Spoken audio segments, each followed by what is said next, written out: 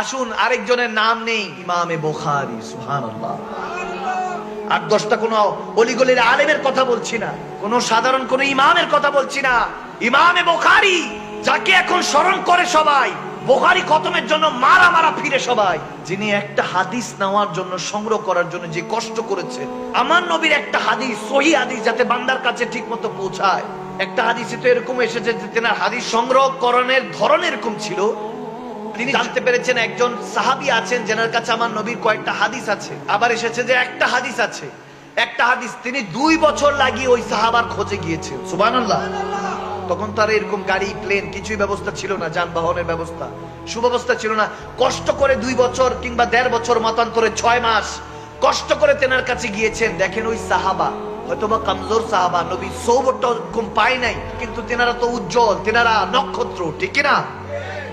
সমস্ত ইমাম আলেমদের থেকে অনেক উপরে, কারণ আমার নবী সাহাবাদের মূল্য অনেক উপরে। কিন্তু ওই সাহাবা দেখতেছেন তেনার একটা গৃহপালিত পশুকে ডাকছে খালি পাতিল দিয়ে, খালি পাতিলের মধ্যে হাত ফিরা, গৃহপালিত পশুকে বোঝাচ্ছে খাবার আছে, আসো।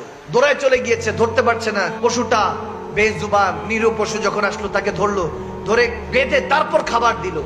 ইমাম বুখারীর এই কাজটা পছন্দ হয়। ইমাম বুখারী দেখতেছেন যে তিনি একটা সাধারণ বেজুবান পশুকে এভাবে একটু ধোঁকা দিয়েছেন, যদিও হিকমত কাটিয়েছেন, ইমাম বুখারীর পছন্দ হয় নাই। তেনার কাছে 6 মাস লাগিয়ে যাওয়ার পরে হাদিস থাকা সত্ত্বেও হাদিস নেন নাই, ফিরে চলে আসছেন। সুবহানাল্লাহ।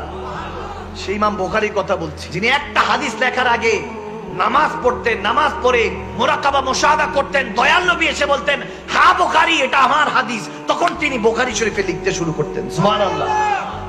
সেই ইমাম বুখারীর কথা বলছি, কোরআনের পর যার কিতাব সবচেয়ে মশহুর, দামি। সুবহানাল্লাহ বলেন।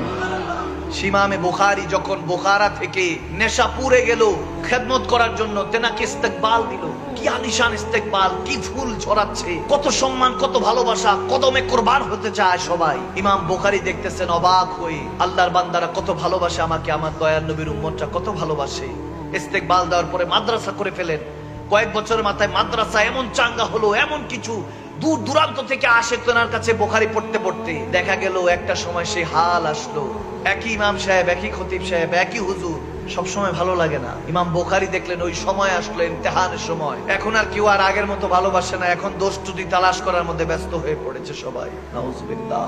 দিলের মধ্যে এক চাপা কষ্ট, দেখছে যে এখন আর ইমাম বুখারীর ওই দাম নেই যখন প্রথম এসেছে যেই দাম ছিল। দেখতে দেখতে আজমাইশ হলো, পরীক্ষা হলো, তেনাকে ফতুয়া লাগানো শুরু করলো, তেনার বিরোধিতা শুরু করলো, এক পর্যায়ে বাধ্য করলো তেনাকে নেশাপুর থেকে চলে যাওয়ার জন্য, ট্রান্সফার হওয়ার জন্য তিনি হিজরত করতে বাধ্য হলেন। চিন্তা করলেন আমি আমার শহর বুখারাতেই যাই, যেখানে আমার জন্মস্থান, সেখানে হয়তো আমাকে কেউ ফেলে দিবে না। তিনি ইমামে বুখারী বুখারাতে গেলেন। বুখারীর যখন গেলেন, ওই শহরে যাওয়ার পর সবাই আবার ইস্তেকবার, আবার আনন্দ, আবার খুশি, আবার মাদ্রাসা, আবার সবাই এলান, আবার সম্মান, ইজ্জত, কোনো কিছুর অভাব নেই। আর শহরে বাদশাহ তেনাকে বলতেছে আমার সন্তান আছে, আপনি তেনাকে এসে একটু পড়িয়ে যান। বলতেছে আমার নবীর দরস, তার যদি নিতে হয় গিয়ে পড়তে হবে। সুবহানাল্লাহ। এখন সব উল্টো হয়ে গেছে। এখন এলাকায় মাহফিল সাজান, হুজুরকে দাওয়াত করেন, হুজুর এসে আপনাকে পড়ায়, টাকা দিয়ে আনেন, পয়সা দিয়ে আনেন, নিজের মর্জি, ঘন্টা করতে হবে, 2 ঘন্টা করতে হবে, 3 ঘন্টা করতে হবে, টাইম মতো উপস্থিত হতে হবে। কার কথা শোনার জন্য? আল্লাহর কথা, নবীর কথা। নাউজুবিল্লাহ। আল্লাহ রাসূলের কথা শুনতে আপনাকে যেতে হবে। আপনি যদি টিউবওয়েলকে বলেন এদিকে আয়, তাহলে হবে না। আপনার তৃষ্ণা লেগেছে, আপনাকে টিউবওয়েলের কাছে যেতে হবে।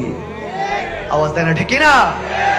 আদব, আদিনী কুল্লে আদব, আদব রক্ষা করতে হবে। ইমামে বুখারী বলেন আমি, আপনার ছেলে আমার কাছে আসতে হবে, আমার নবীর দ্বীন পড়াবো, আমি কেন গিয়ে পড়াবো, সে আসতে হবে। বলে ঠিক আছে আসবে, কিন্তু শর্ত হলো আপনার টাইম মতো যখন ক্লাস নিবেন, দরস দিবেন, ওই সময় আমার ছেলে, আমার সন্তান যখন যাবে, অন্য কেউ থাকতে পারবে না। বলে কেন থাকতে পারবে না? অন্য সন্তান তো আমার নবীর আদর্শ নিবে, আল্লাহর কোরআন পড়বে, এটা তার হক।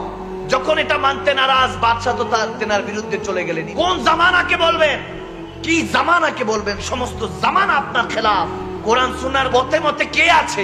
রাত গেই বাদ গেই এই যে কথা বলতেছি, আজকে শুনতেছেন, ফজরের পরে এগুলো ভুলে যাবেন, আবার যেই সেই এত ওয়াজ করে, এত খেতাবাত, কি ফায়দা যদি অন্তরের মধ্যে তাসদুক বিল কলব, অন্তর থেকে যদি না মানেন যে মৃত্যু আসবেই, মালাকুল মউত আমাকে কোনো সময় দিবে না।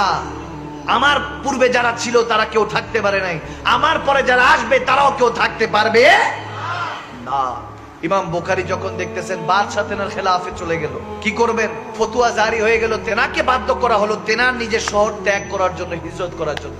নবী সুন্নত পালন করলেন, মক্কা থেকে যেমন মদিনায় হিজরত করেছেন, তিনিও বোখার থেকে সামারকান্দে চলে গেলেন। সামারকান্দে যখন গেলেন তখন ওই এলাকার মানুষ বলতেছে তেনাকে নেশাপুর বোখারা থেকে বের করে দেওয়া হয়েছে, এখন সামারকান্দে এসে কোন জানি বেজাল লাগায়, নাউজুবিল্লাহ। বয়স চলতেছে 62। সামারকান্দে তেনাকে যখন তুচ্ছ তাচ্ছিল্য করছে, ইমাম বুখারী আল্লাহর দরবারে হাত তুললেন, আল্লাহ মালিক, তোমার নবীর জন্য কতটুকু করেছি তুমি তো জানো, তোমার কাছে তো আমার হৃদয়টা পাক সাফ। জামানা জানে না, আজকে দুনিয়া আমার উপরে তাং হয়ে গিয়েছে, বিরক্ত হয়ে গিয়েছে, আমি চাই না দুনিয়াকে আর বিরক্ত করতে, আল্লাহ তুমি কোন একটা ফয়সালা দাও। বলতে দেরি নেই, দোয়াটা কবুল হয়ে গেল, সেই রাতে ইন্তেকাল করে গেলেন।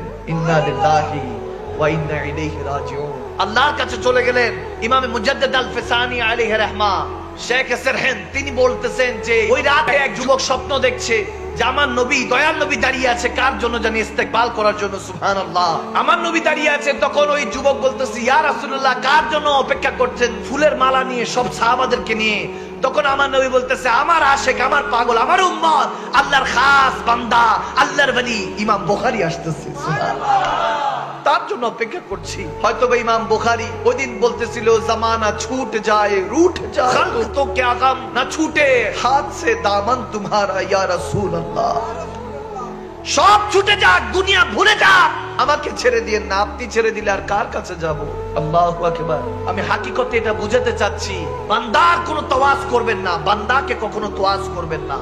যদি বান্দাকে রাজামন্দি চান, বান্দা আপনার উপরে খুশি হবে, ওয়াজ শুনে খুশি হবে, কথা শুনে খুশি হবে, দান সদকা দেখে খুশি হবে, বান্দা বাবা দিবে, বাহ বাহ দিবে।